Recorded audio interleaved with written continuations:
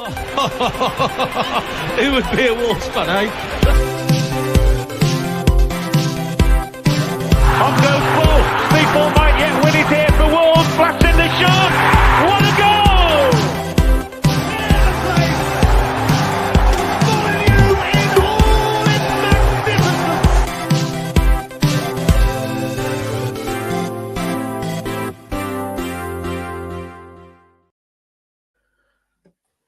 Good evening, Wolves fans. Good morning if you're listening on to in your commute to work tomorrow or whenever that may be. It's Little Dan hosting the Wolves Fancast match preview. And tonight I've got with me Josh at lem_WFC on Twitter. How you going, Josh? I'm all good, mate. Yourself? I'm all good, mate. I just want to ask you a quick question right off the bat, because I know you're very, very vocal on Twitter. If you could have a drink with one person out of these two, who would it be? Ruben Neves or Lewis Hamilton? Oh, because you absolutely love Lewis Hamilton. You carded that to me, like, that's so. I just cannot decide. Probably have to say Lewis Hamilton. I've got to say, I'm sorry to say, I probably would have to say Lewis Hamilton. Oh, what a controversial start to tonight's episode. I know. I feel terrible, wouldn't I? Sorry, Ruben, if you're watching, mate. You're listening. He's a regular watcher. I got told the other week he likes to sit down with his kids just before bedtime and watch the Wolves Fancast match preview. Thanks to those who joined us tonight, as I said, on the match preview, part of the 90min.com network and our sponsors, Pixel Yeti Media. Obviously, it's been a lively week for all sorts of football journalists out there with the sacking of Bruno Lage on Sunday. We talked about the imminent departure on our post-match review of after the defeat against West Ham, and it was just the writing was on the wall, wasn't it, Josh? That without a big performance and a good result, he was out the door after West Ham. Oh, 100%. Look, I was in the away end Saturday, and you could just tell the fans had enough, like, especially with a couple of the substitutions. But I'm glad myself. I wanted rid of him at back end of last season, so to see him go now, no, it doesn't hurt me. It was he's had a lot of horrendous luck with strikers. That's the only sort of leniency that I'm giving him. We'll look at the Chelsea lineup later on, but we need to talk about what he's posted this evening on his Instagram, because he's made quite a few I'm going to say excuses, but mentioning what I just said, he's a horrendous luck with strikers, losing Sasha Kalajdzic, his main summer striker signing. Jimenez hasn't been the striker that he needed. Bruno Lage needed him to be, and on top of Wolves spending what we did on Fabio Silva, he's gone on to say he was. This is Bruno Lage on his Instagram this evening. I am remarkably honoured to have served Wolverhampton FC. I am indebted to Chairman Grow and Jeff Shee for the opportunity. I am also indebted to everyone working at the club for making me feel at home, to the players for their professionalism and commitment with us. What else did he go on to say? He mentioned something about the 9 away wins, which is Wolves' Premier League record. My opinion, Josh, Don, about yourself is that he's had horrendous luck, but with the squad that we've got, we should have been doing a lot better, shouldn't we? Yeah, I wholeheartedly agree. I think there's no excuse for some of the stuff that we've churned out. I understand, he takes a little snide remark, doesn't he, about the striker thing, but, I just look and go, I'm not going to sit here and deny he's not had bad luck, but then I also think, like I say, he should be doing much better. There's the quality of play that's there, the money we've spent, the football should be better. Maybe not the results because you could, but the football should be better. It's so dull. It's like worse, in my opinion, it's worse than watching Nunes last season, in that season we lost 85% of our goals from the year prior. It's just so dull. It's terrible to watch. I'd rather Wolves start losing games 3-2, 2-1, and have a bit of entertainment, score some goals, then just lose the way we do. Surrender. 1-0 down Saturday, you knew he was... I mean, you knew he lost before the game, but you knew he was going to lose when we went 1-0 down. It's so frustrating. I think the recruitment team, since we got knocked out of the Europa League, our recruitment has been really hampered, Nuno and Bruno. not fixing the striker situation after Jimenez got injured, spending the money that we did on Fabio Silva. Obviously, losing Kalajic on his debut was just killed any sort of attacking threat that we had. I think we brought in, we mentioned Gonzalo Guedes off air before we started the show, and the money that we've outlaid on Guedes hasn't really looked good business yet, has it, Josh? It's not. You see, I think a lot of the players are just devoid of any confidence now. And I've seen fans on like social media have talked about Wolves being overcoached. But then I also look and go, I don't think we coached it all in the final third. Some of the things we do, there's no idea to what we've got. I also found it pretty funny Saturday that we've changed formation countless times, personnel. We've had 2 different managers and we still resort back to giving the ball to Adama out wide and hoping and praying he's going to put one in the box. After all these years, we're still relying on the same things. Obviously, we went into a lot of depth after the West Ham match and earlier on in the week. But what was your thoughts on the actual performance away at West Ham? Obviously, Diego Costa, what was your thoughts on him? I thought Costa looked good, looked promising. Didn't look like he's coming for just another payday. He looked like he's actually wanting it. And I was pretty impressed. I just think in general, though, West Ham, I think we had a lot of the game. And I was probably unlucky to lose 2-0, but we didn't deserve to score either. I just think it was just one of them. It was like a typical Bruno performance. I've seen that same performance 100 times.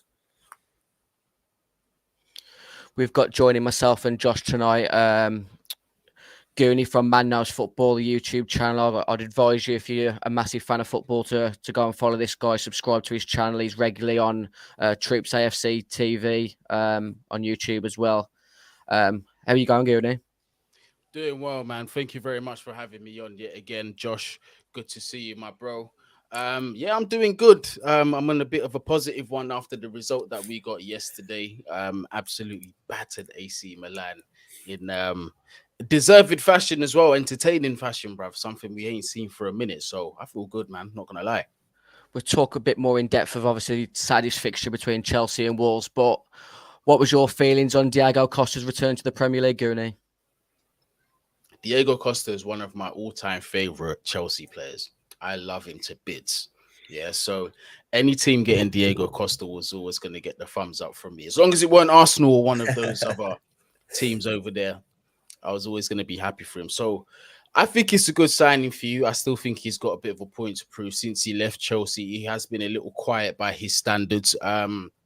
Possibly on the decline. I don't know. I can't say I've seen too much of him since he's left, but there is a top quality player in there. One thing you're definitely going to get from Diego Costa is he's going to give it 100% at all times. He's just that player. It's just in his nature. He loves a dogfight, as you know, as you remember from the Premier League. Definitely got an eye for goal as well. Would throw his mum in front of a bus to score a goal, bruv. That's just the kind of striker that you're getting, and I don't think that's ever going to go away. It's part of him. Love him to bits, man. One thing he's definitely going to give you is good memories. Like, he's an entertaining guy. I think a lot of people was actually surprised with how sharp he looked with his link-up play on Saturday, Josh, considering he hasn't played a competitive game since November. Daniel Pones has come out on the Wolves website this week saying that he's been surprised at how good technically he is, but he is going to be the sort of, hopefully, the last piece of this jigsaw with us moving from a back 5 to a back 4 to give us a bit more opportunities in the attacking half. Definitely. I was really impressed. He looked, like I say, he looked sharp. His movement off the ball was really impressive. He probably should have scored that chance off the Adama header, but it don't think made a difference anyway. But I was impressed. He did not look like a guy who's sat on the bench sat out for 9 months. I was really impressed with him. It was quite refreshing to see a striker that didn't want to just be marked by the opponent's centre halves. It was just refreshing, and he also, you could tell he's got that passion and the fight for the club. He has not just come for that payday. He's going to fight every single ball, every single game. That's what you can ask for. Well, let's quickly look at what we've predicted in regards to the likely lineups on Saturday. Guni, you dropped me your team in the DMs earlier. Kepa in goal, a back 3 with wing backs Koulibaly, Thiago Silva, and Mark Cucurella. Wing backs Reece James and Ben Chilwell. A midfield 2 of Kovacic and Ruben Loftus-Cheek, and a front 3 of Sterling, Aubameyang, and Mason Mount. What was your thoughts on the actual performance? Last night you did say you've come here with a bit of excitement, but did Milan roll over, or were Chelsea literally too good for them? What was your thoughts on sort of Tomori on his return to the bridge? If I'm being 100% honest, there was a bit of both. I think Chelsea did put in a good performance. Our transitions were a lot better than what we've previously seen. We're moving the ball around a lot quicker, and we were hitting AC on the counter every time as well. We were successful consistently.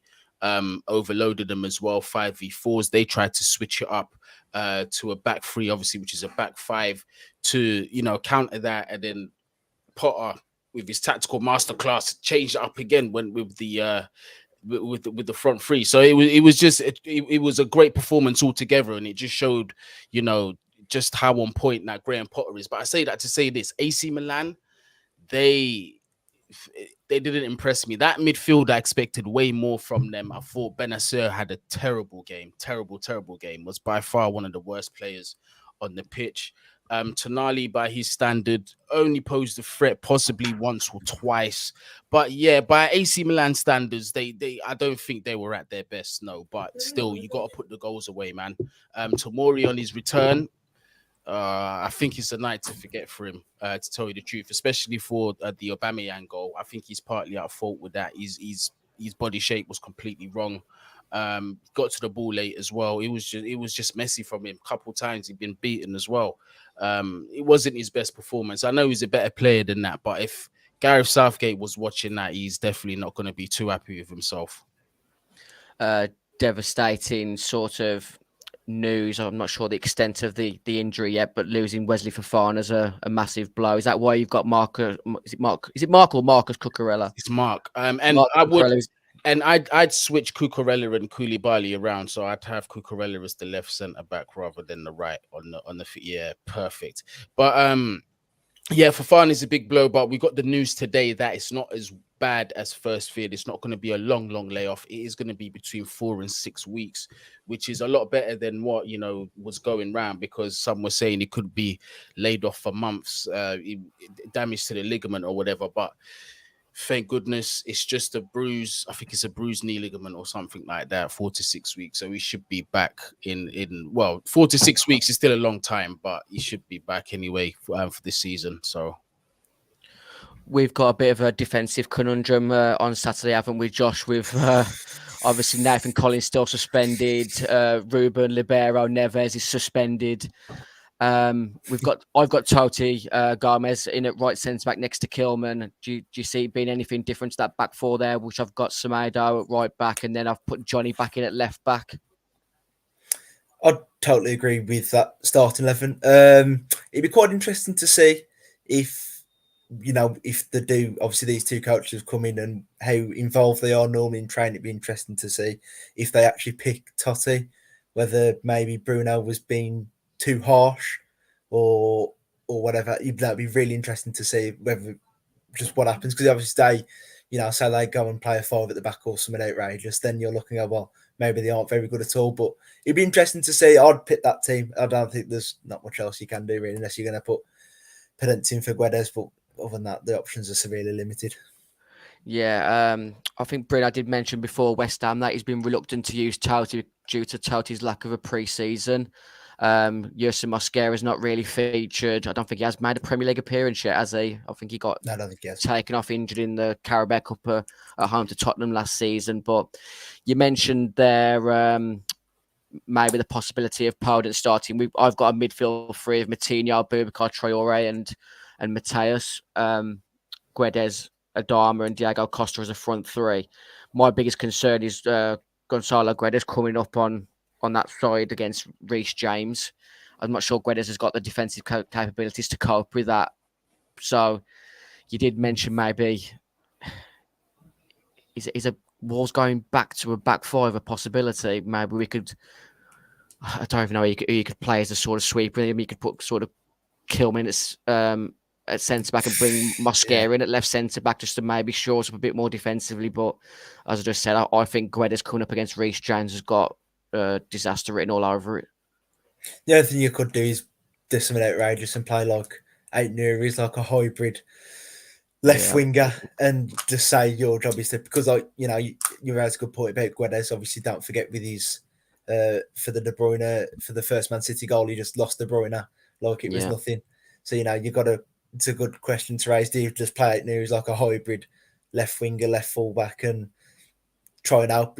I think it depends on what your game plan is. Is Wolves just going to stick in there as long as they can, or are they actually going to try and maybe take the game a little bit to Chelsea? It's quite hard to tell what Steve Davis and Jess Collins are going to do, because obviously there's nothing to go by.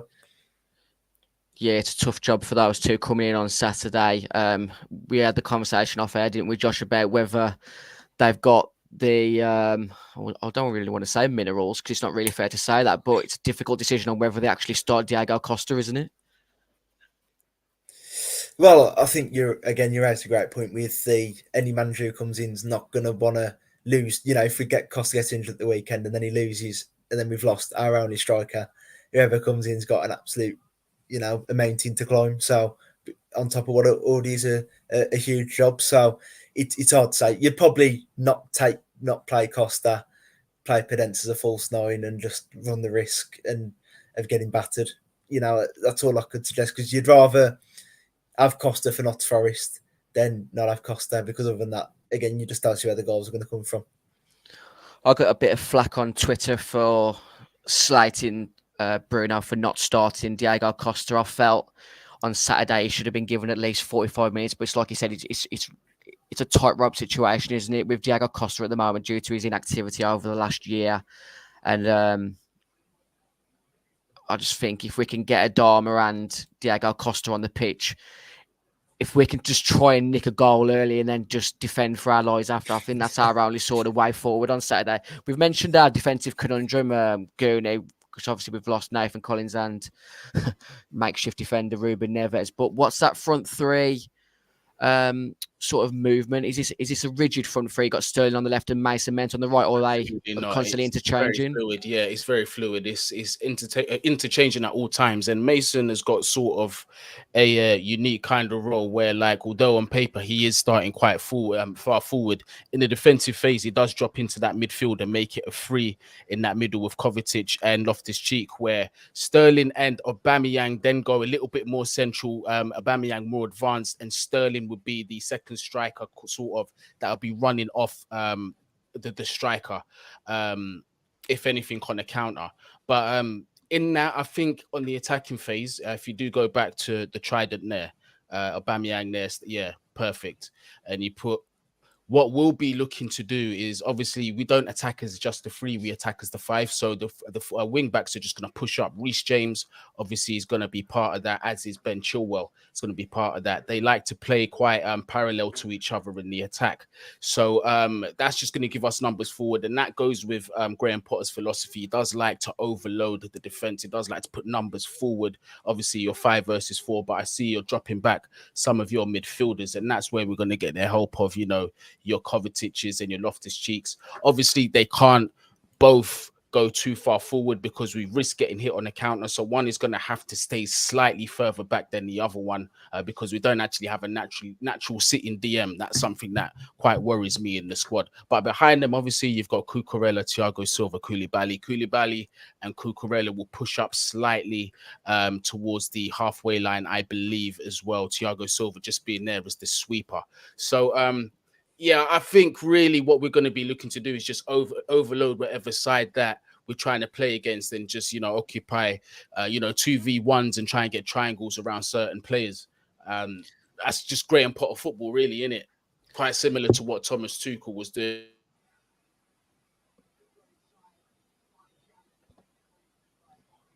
Feel I may have lost you there for a second towards the end. That what you mentioned there was sort of the overloads and pressing those wing backs up high. This seems like a classic Nuno counter attack possibility, doesn't it? That Adama on the break and Diego Costa. Obviously, you'd want sort of Nunes and Guedes getting high up the field in the transition, but it is going to be a backs to the wall for a lot of this game, isn't it, Josh?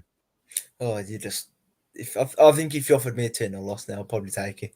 Honestly, I really would. I don't see a Wolves score. I don't see we keep them out. Simple as that, really. I think even if we had a first team manager, you'd think the same.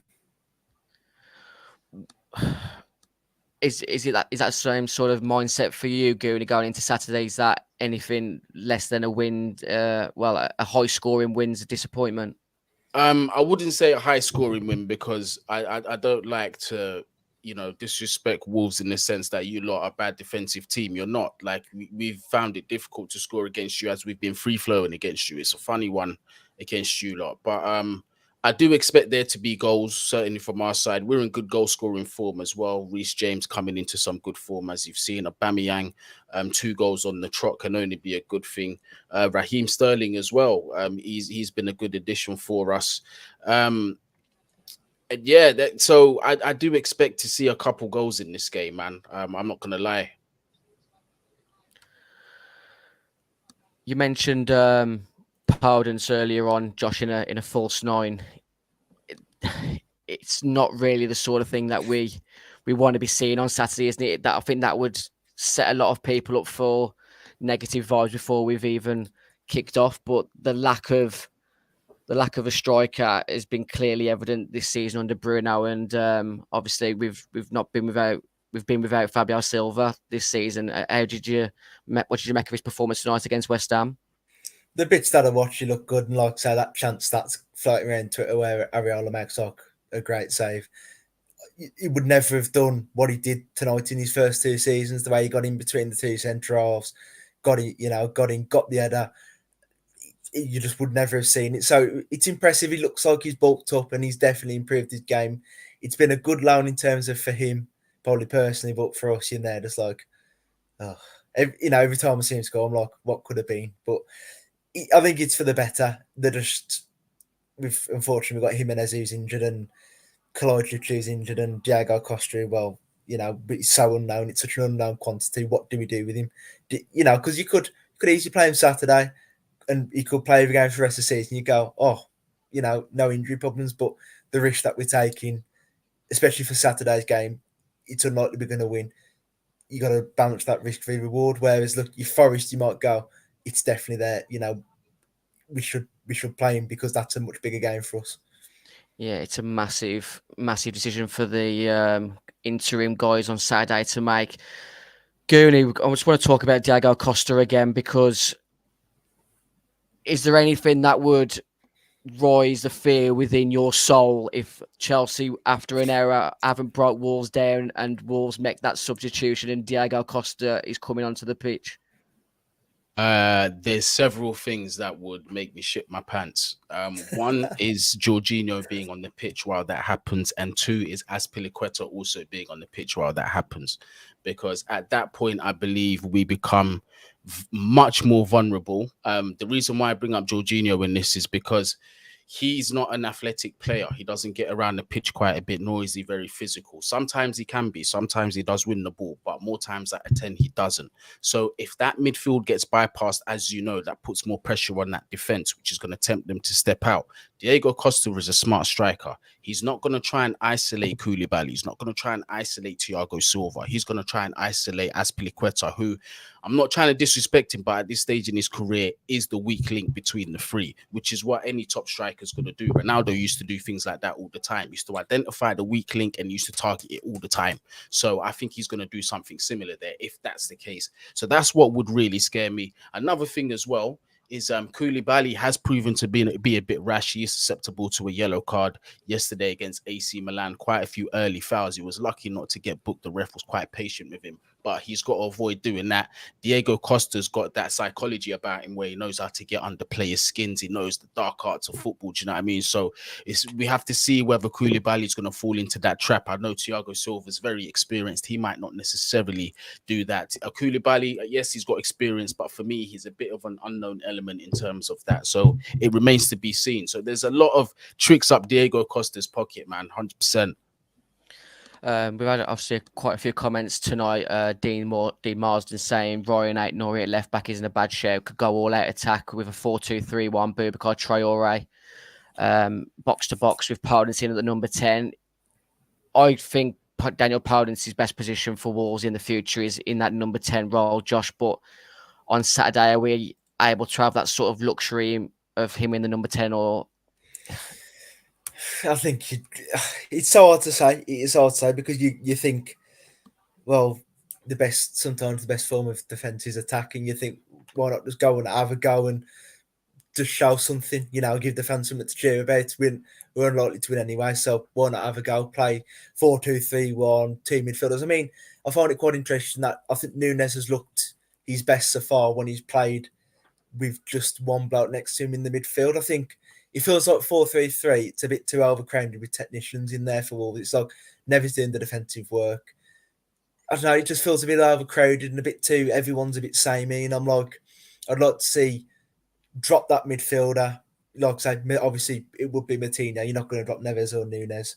And in a normal game, and you go, right, let's go 4-2-3-1, Pedence, get the attackers on and try and build. We need to build confidence. I think that's the big thing. Is we're so devoid of confidence. A couple of goals might make the difference, but I think this is more of a look towards Forest. You just look at the weekend and you probably go, no, let's play 4-3-3. But you also look, will they play Traore? But I think, me personally, I think he's got to start Boubacar Traore on Saturday. I just think we need a bit more energy in midfield, and as good as Martinez has been the majority of his career, and especially in a Wolves shirt, is that I don't think we can have just a steady possession midfielder on Saturday. I think we need energy in that midfield. I think Boubacar Traore has got to be biting at his teeth to get in that starting lineup on Saturday. Steve Kessler in the comments section saying, I don't think we can afford to wrap Diego Costa up in cotton wool. We need the likes of Guedes and Powden and Sadama to actually add a viable contribution to our attack. Obviously, got instant access, as said. Powden's over Guedes. Sativa Breeder saying, good evening, guys from the southern Spain. If you're watching us live tonight, drop a quick like in the bottom left of your screen. There's quite a lot of fixtures, obviously, on Saturday. Bournemouth and Leicester, Chelsea, Wolves, Man City, Southampton, Newcastle, Brentford are the 3 o'clocks, and Brighton versus Tottenham is the 5:30 on Saturday. Let's quickly get to Wolves' sort of managerial situation at the moment. Obviously, Bruno Lage was sacked on Sunday. Guni, Julian Lopetegui seems to be the front runner for Wolves at the moment after his sacking from Sevilla last night. What's your thoughts on Lopetegui and possibly being the new Wolves manager? I don't think that's a bad option for you. He has decent, I think it's Europa League pedigree, I believe, right? Did he manage Sevilla, or am I thinking about someone else? Yeah, no, he won the Europa League this season. Sevilla beat Wolves. He's a top class manager. Obviously, managed Spain and Real Madrid. He was due to become Wolves manager in 2016 before Wolves went down the Nuno route. So he has got, like you said, a lot of pedigree. My own sort of personal opinion is that we need to get him in. But if Wolves fans are expecting some form of more attacking entertainment, I'm not sure whether he's that manager. Yeah, I was just about to say that. One thing you're definitely going to get from him is resilience at the back, because he does know how to, shore up a defense. Attacking wise, he might suffer, but you might be getting results as a reward of his hiring. And it's just about thinking, are you going to worry more about pretty football or just getting results? Because if that ugly football gets you Europa League football or whatever, do you know what I mean? You're not going to be complaining too much. So, yeah, but I think he'll be a good choice for you. Again, he's got bags of experience at the top level as well. Like you said, Real Madrid, Spain, what he done with Sevilla. So you are getting a top-class manager in there. It's just about giving him time. And Wolves do give managers time, to be fair. Although Lage, I think, was a bit of an exception to the rule. But I feel like Wolves should be giving this guy time if you're going to hire him. Because this chopping and changing of managers now in the Prem, it's not cutting it no more. It's not a sustainable model. Obviously, Julian Lopetegui, front runner. Josh, does that name excite you, or is there any other names out there that would take your fancy? Apart from Ruben Amorim, maybe it was my number one straight away. I was like, that's what I want. It just feels like a very, I don't know how to describe it. It just feels like it's very overdue sort of thing to have him as the manager. And I'm looking forward to it because, well, as long as he joins. But I think the thing is, Wolves have got to go through a bit of we need to evolution rather than revolution at the minute. I think, he was linked with the guy from Mainz, and that would have been revolution. I think would have struggled seriously because none of the players could play like a high press system, and you'd be scraping results. Whereas in Lopetegui, it's like an upgrade on Bruno and probably Nuno, with all due respect. He's that little bit more of a tactician. It is, yeah. Instant access with a little pop at Guni there. That's Rich coming from a Chelsea fan, chopping and changing managers. You mentioned sort of Wolves being good at giving managers time and didn't really give Tuchel the time at the end, did they, Gurney? But I know we spoke regularly in the group chat that his time had come to an end quite justifiably. Yeah, I mean, I was one of the few, like towards the end, that was starting to speak out against, perhaps him being manager, because there were just some things that there's some intangibles in football that you can't negotiate. And one that I was seeing clearly and for a long period of time is that quite a lot of that squad had down tools for the manager. And once that happens, once you lose the dressing room, that's the end of it for you. Doesn't matter if you're Alex Ferguson, Pep Guardiola. Once that dressing room's gone, that's it. You might as well hand in your resignation or just wait for your sacking to happen. And that's what happened to him. And that's not me trying to be disrespectful to the manager, because I've said this several times. As a Chelsea fan, I've had to learn the hard way in the past. So I have no attachment to any manager, and even to an extent, any player that comes through the club. What I really care about is Chelsea Football Club, because long after they're gone, Chelsea remains. You know what I mean? So yeah, Tuchel, it was that time. It just wasn't good enough. And under him, there was a huge risk of us, not coming out of the group in the Champions League, perhaps not getting a Champions League place or getting any kind of silverware. After spending that kind of money, it would have been unacceptable. So his time was kind of up, unfortunately. Going to come to you quickly for the score predictions. I'm going to come to you first, Gurney. Chelsea Wolves on Saturday, 3 p.m. at Stamford Bridge. Where's your money? I'm going to go with Chelsea, and I think it's going to be 2-0. Josh, I know you said you'd take a 2-0 earlier, but what's your actual, where's your money going to go? I've sagged them down for the last half an hour, but I'll go 1-1. I would absolutely bite your hand off for a 1-1 draw on Saturday. We just need to start getting points on the board, don't we? But yeah, we're desperate. I said to you off air, I think we just need to put in a respectable performance, try and just build a bit of confidence, because Forest the week after is probably one of the biggest games in recent years for Wolves, because I think a defeat at home to Norwich, and as I said to you off air, the toxicity will rise to another level that Fosun still haven't seen since taking over this club. I'm going to end tonight's show before I do the usual sponsor call outs with just a little piece of a quiz between you two guys, Guni and Josh, and it's a squad question. Back in 2017, Chelsea knocked Wolves out of the FA Cup 2-0 at Molineux. The starting lineups that day, you need to name a player each, and it's sudden death until the other one forgets or gets a player wrong. And I'm going to come to our guest tonight, Guni. Can you name a player that featured in the game between Wolves and Chelsea in 2017 in the 2-0 FA Cup win?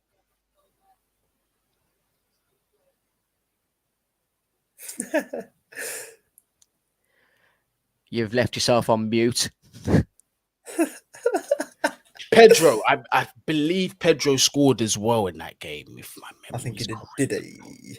That first guess is correct. Pedro was one of the goal scorers that day. Josh, can you remember a player from that game? I'll go for the most infamous moment in that game, George Saville. George Saville cracking the post earlier on in the tie. That is a correct guess. I remember that. Guni, coming back to you. Now he's starting to come back. I'm going to go with the other goal scorer that day. I think it was it Hazard or Costa? Did Hazard assist or did Costa assist? I think Costa scored as well. I think it was Costa. Yeah, so Diego. The correct answer and goal scorer in that 2-0 victory was Diego Costa. Josh, back to you. I'll go Danny Bath, because I think Costa had him on strings all afternoon. Danny Bath, captain Wolves that day. That's another correct guess. Back to you, Guni. The pressure starts to rise as you start to overthink players now. Can I name Chelsea players? You can. That's what I mean. You guys can pick who you want. Put more pressure on Guni that way if you like. All right. So I've already mentioned Hazard. I'm going to go with him. Yeah, Eden Hazard obviously got the assist that day. Back to you, Josh.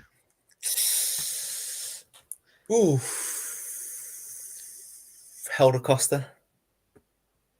Helder Costa started on the right wing that day for Wolves. If any of you in the comment section tonight want to join in, feel free to drop some guesses. I'm not sure these two can see the answers unless I put them up. So join in. Remember to drop a like in the left-hand bottom of the screen. If you want Wolves to win on Saturday, drop a like in the bottom left-hand of the screen. If you think Wolves can get a draw on Saturday, drop a like in the left-hand bottom of the screen. And if you like my Wolves cap, drop a like in the bottom of the screen. If you're just enjoying to be alive right now, drop a quick comment saying thanks for being a part of your life tonight. Josh, your go. Lee Evans. Lee Evans. And the winner of tonight's show is Guni. Lee Evans was on the bench that day, but he didn't make an appearance. Ash, just to seal the win, can you name one more player from that fixture that day?